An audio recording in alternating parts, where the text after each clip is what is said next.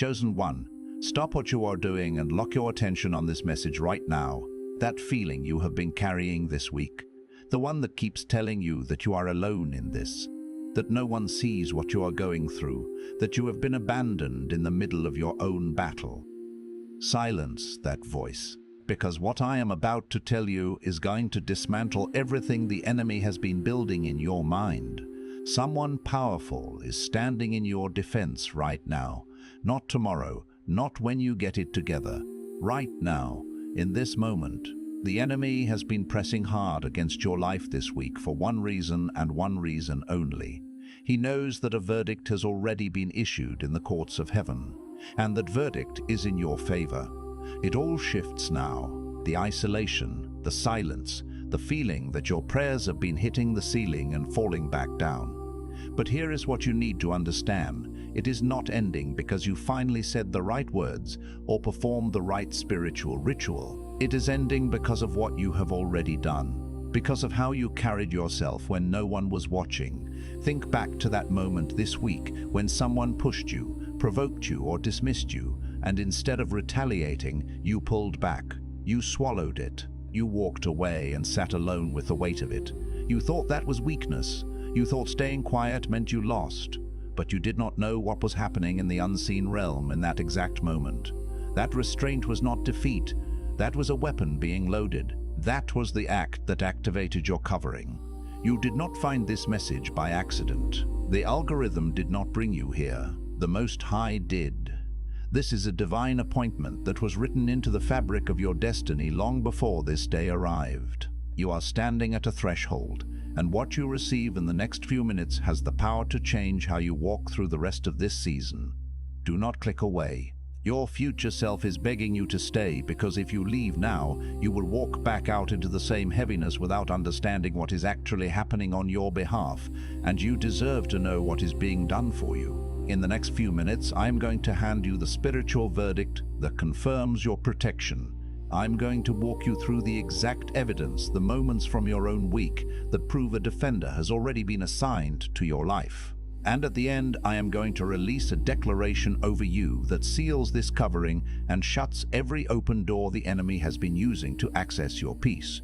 Stay until the very last word. I know what the last 72 hours have felt like inside your body.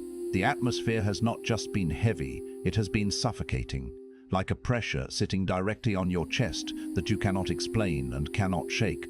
Maybe you were lying in bed last night staring at the ceiling, running through conversations in your mind, replaying moments where you felt unseen, undervalued, or discarded by people you gave your best to. Or maybe you woke up at 3,000 in the morning this week with your heart pounding, a sense of dread sitting in your stomach, and you could not identify a single reason why. You just knew something felt wrong. Something felt unresolved. Something felt unresolved. Something felt like it was closing in. You feel exposed, like you have been walking through enemy territory without armor, like the covering you once felt has somehow thinned, and you have been wondering whether God is still in this, whether heaven still has eyes on your situation. And in that place of vulnerability, the enemy has been whispering a very specific lie. He has been telling you that the reason you feel unprotected is because you disqualified yourself. He has been replaying moments in your mind, that conversation where you lost your composure, that decision you made when you were exhausted, that moment you pulled away from God because the silence felt too long. He has been pointing to those moments and telling you that because of them, the covering lifted, that you have been left exposed as a consequence of your own failure. But I need you to hear what the scripture actually says about this moment. Psalm 91:111 says, "For he shall give his angels charge over you, to keep you in all your ways." Listen to what that means. Not in some of your ways, not in the ways you perform perfectly. In all your ways, including the messy ones. Including the messy ones. Including the moments you stumbled. Including the weeks that felt like spiritual wilderness. The charge given to your defender was not conditional on your perfection. It was issued over your life because of whose you are, not because of what you have done right.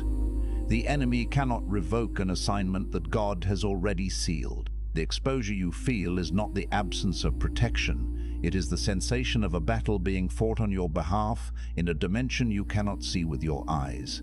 The pressure you feel is not punishment descending on you. It is resistance being pushed back for you. The silence you have been experiencing is not abandonment. It is the sound of a defender working in the unseen realm so that what arrives in your visible world arrives already cleared. You think the moments where you pulled back, went quiet, and chose not to fight were signs that you were losing ground. But let me reframe your reality right now. Those were not moments of weakness. Those were moments of alignment.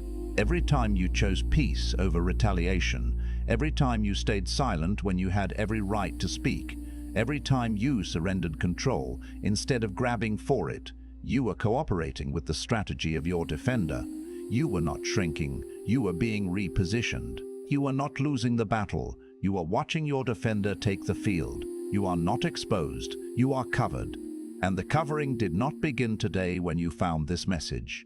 It has been in place the entire time you thought you were alone. Hit the like button if you feel this message found you at exactly the right moment. Drop a comment below. What is one situation this week where you chose silence or restraint instead of reacting? And now you are wondering whether that was weakness or whether something greater was working through you. And the reason you need to hear this today, the reason this message found you at this exact moment, is because what's happening around you right now is not random.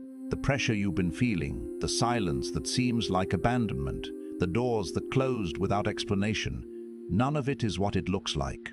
You've been reading the situation through human eyes, seeing only the immediate fallout, the perceived setbacks, the painful endings. But heaven has been operating on an entirely different frequency, orchestrating a divine ballet of repositioning and recalibration. What looks like loss from where you're standing, a barren field of disappointment, looks like meticulous positioning from where God is standing, a strategic placement of pieces on the grand chessboard of your destiny.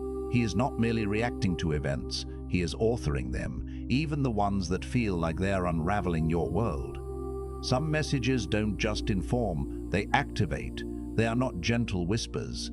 They are divine sparks, designed to ignite a slumbering fire within your spirit. If something stirred deep in your spirit just now, a resonant hum of recognition, a tremor of anticipation, you may be ready to receive the chosen one's blueprint. This sacred guide is more than just a book. It is a key, unlocking the hidden chambers of your divine purpose.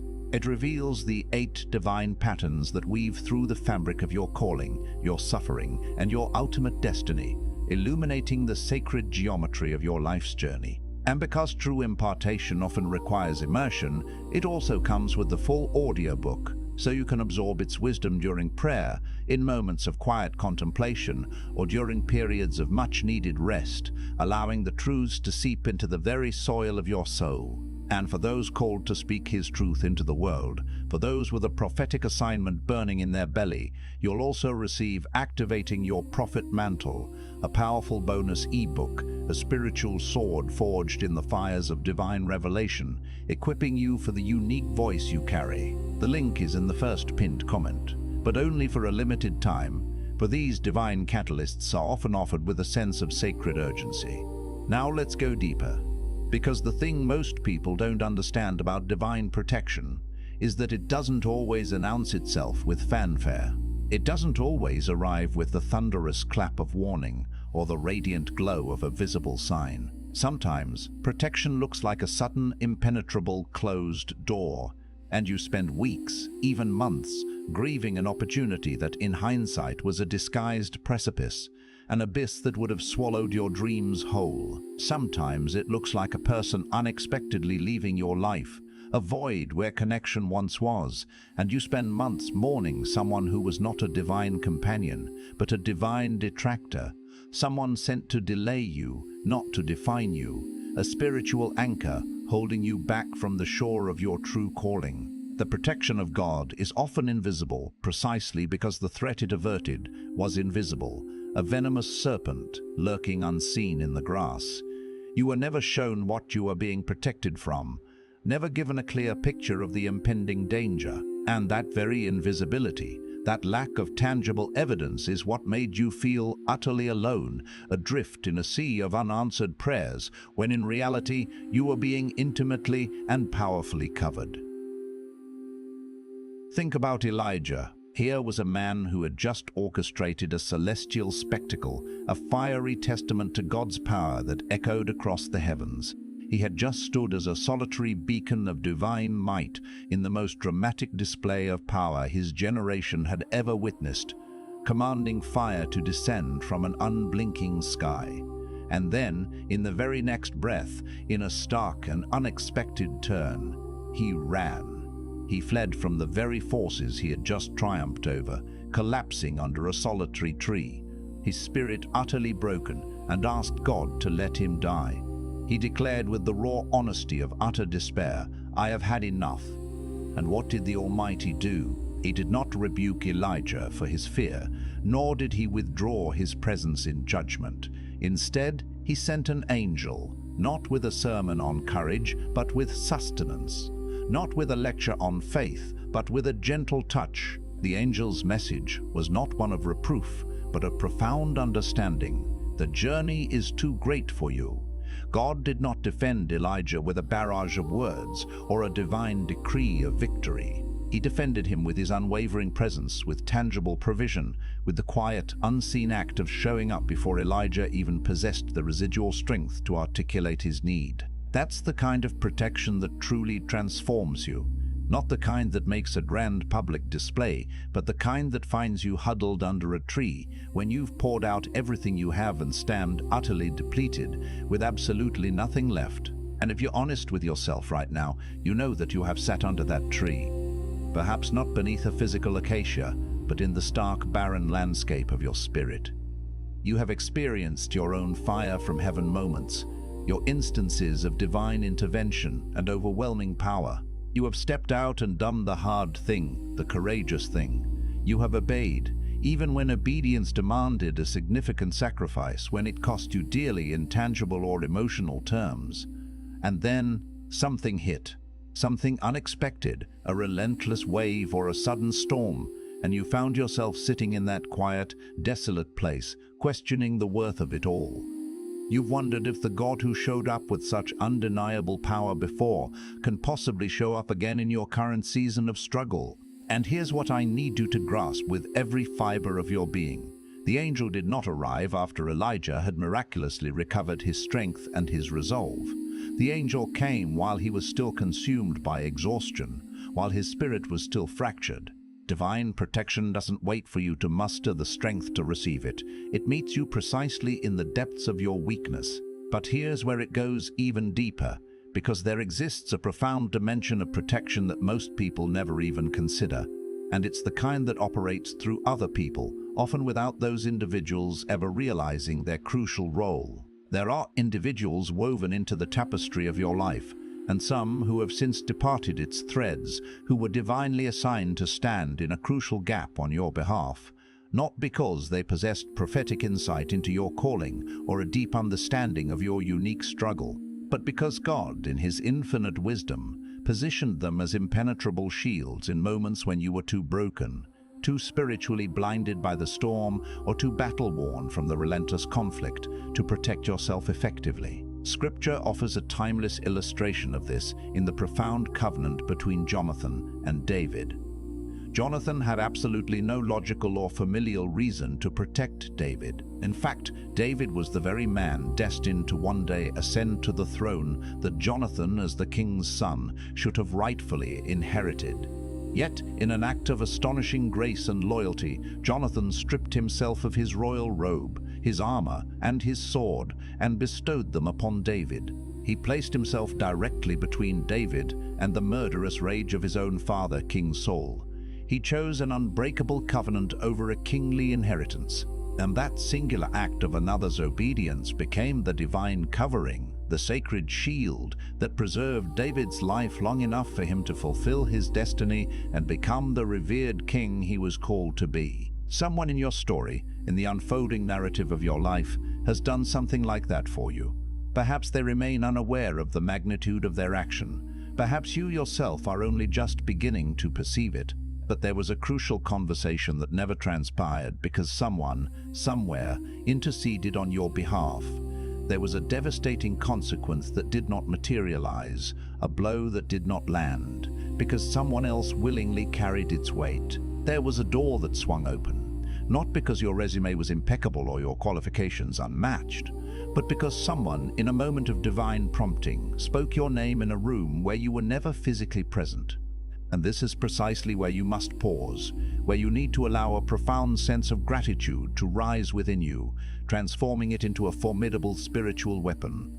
Because ingratitude, my friends, acts like a spiritual dam, effectively closing the channel through which divine protection flows. When you become unable to perceive the hands that are silently holding you steady, that are shielding you from unseen harm, you gradually begin to believe that no hands are there at all. And that belief, that quiet, insidious, creeping belief, is one of the most dangerous spiritual conditions a chosen person can ever fall into, a spiritual paralysis that hinders God's active intervention. Stay with me, because what is about to unfold is the part that most people tragically miss, the hidden, often counterintuitive reason why the intensity of the attack often escalates precisely in the moments preceding a significant breakthrough. The enemy, that ancient adversary, does not squander his resources. He does not expend precious energy and strategic planning to mobilize against that which holds no real significance, no potential threat. If you have found yourself under relentless, coordinated, and seemingly disproportionate attack, whether it manifests spiritually, emotionally, relationally, or financially, you must grasp the profound meaning of such intense opposition. It is not a sign of divine abandonment. It is irrefutable evidence that the assignment on your life is far from ordinary, far from small. Ordinary destinies do not attract extraordinary warfare. The sheer magnitude of the resistance you're facing is a potent prophetic signal, directly correlating to the immense scale and divine importance of the assignment God has placed upon you. And if you have been misinterpreting the ferocity of the attack as definitive proof that God has turned his back on you, you have fundamentally misread the spiritual battlefield.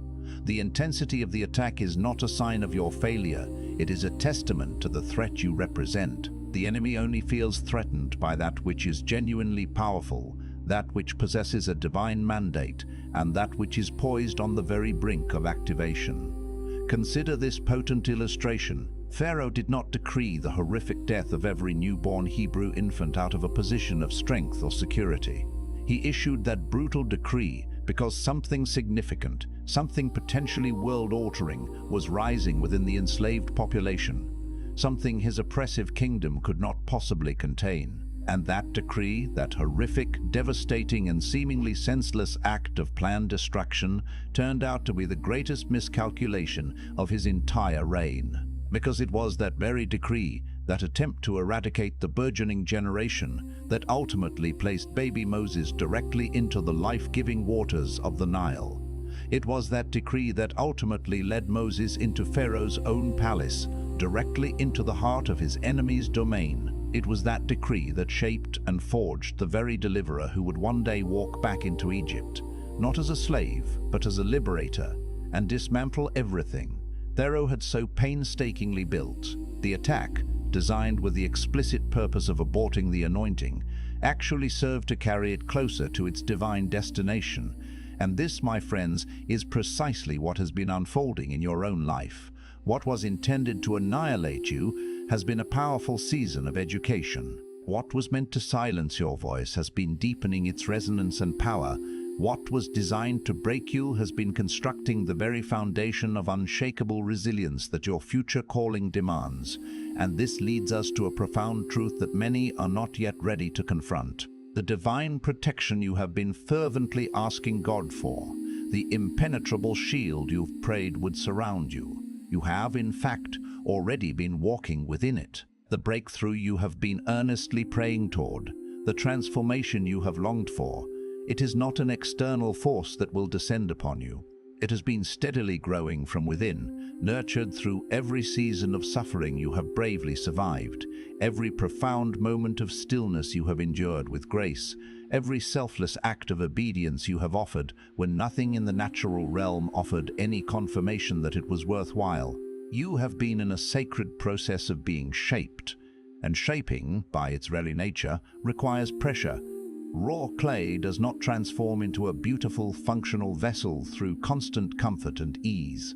It becomes a vessel through the deliberate, intentional hands of the master potter, through pressure applied with divine purpose, through the intense heat endured within the kiln, and through the surrendered passage of time within a sacred process that only the Maker fully comprehends. But here's where I must gently challenge you, for there exists a subtle yet incredibly dangerous agreement that many chosen people inadvertently make with the enemy. It often happens during periods of prolonged waiting, during seasons of profound spiritual silence. It masquerades as humility, even as unwavering faithfulness, but it is, in reality, one of the most insidious and effective weapons the enemy wields against individuals who are standing on the precipice of their calling. This agreement whispers the insidious question: maybe I'm not really who I think I am. It suggests maybe the calling was merely a fleeting feeling, not a divine fact. Perhaps the grand vision was simply my own ego dressed up in spiritual attire. It's possible God chose someone else for this task. And the reason this agreement is so perilous is because it does not outwardly appear as doubt. It dons the mantle of humility. It speaks the language of surrender, but what it truly represents is deeply ingrained unbelief, expertly disguised in the respectable guise of spiritual maturity. And this subtle agreement will inevitably keep you small, keep you invisible, and condemn you to circling the same spiritual wilderness for years on end. Not because God has changed his mind about your destiny, but because you, in a quiet, often unconscious moment, have subtly shifted your own. And just when you believe you have found a semblance of solid ground in that resigned surrender, there lies yet another deeper layer beneath it. Because beneath the surface of this counterfeit humility resides something far older, something far more foundational. It is a deeply ingrained pattern, a wound that was imprinted long before you possessed the language to fully name or understand it.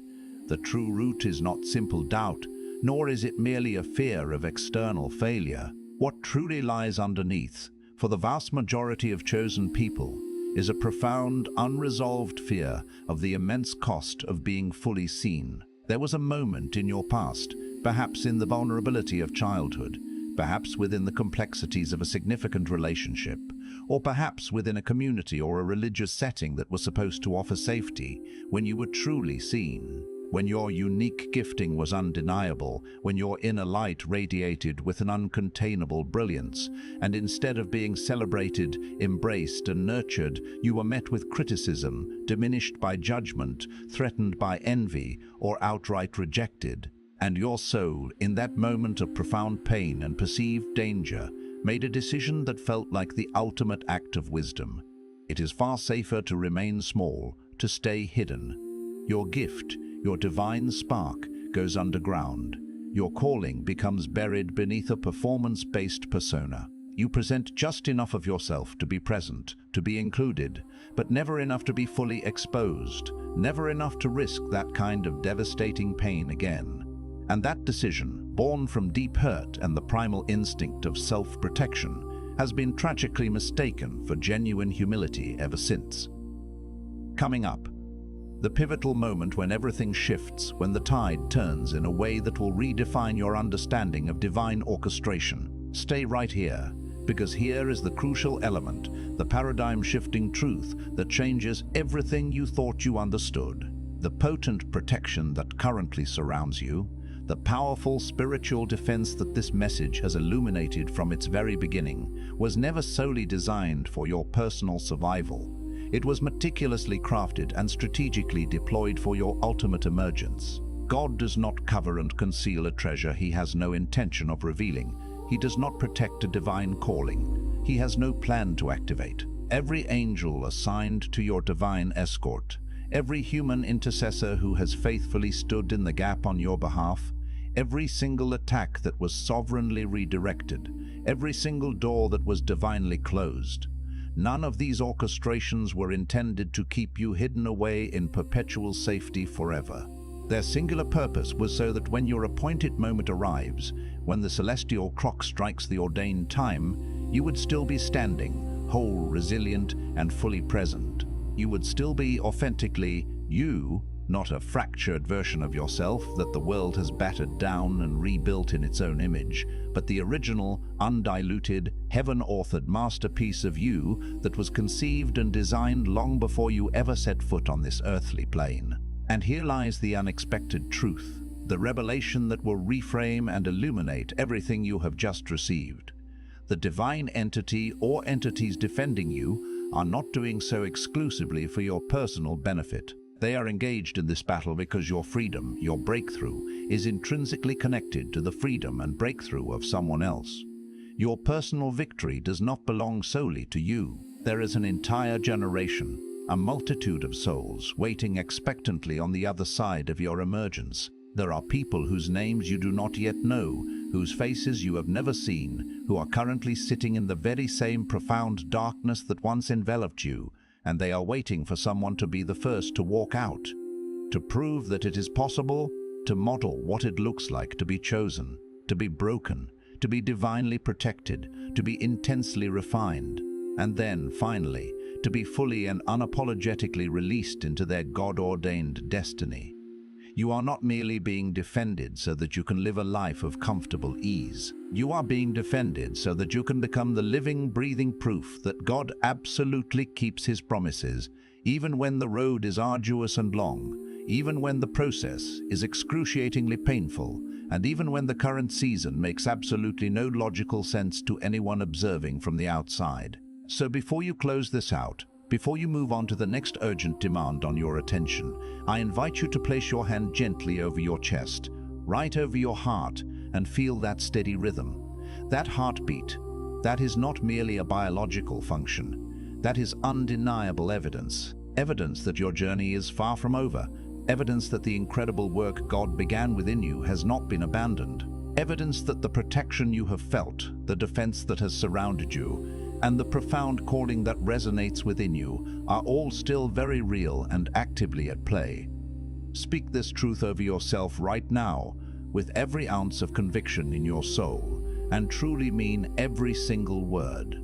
I am not behind. I am not forgotten. I am not too broken, too late, or too small for the magnificent purpose that God designed me to carry.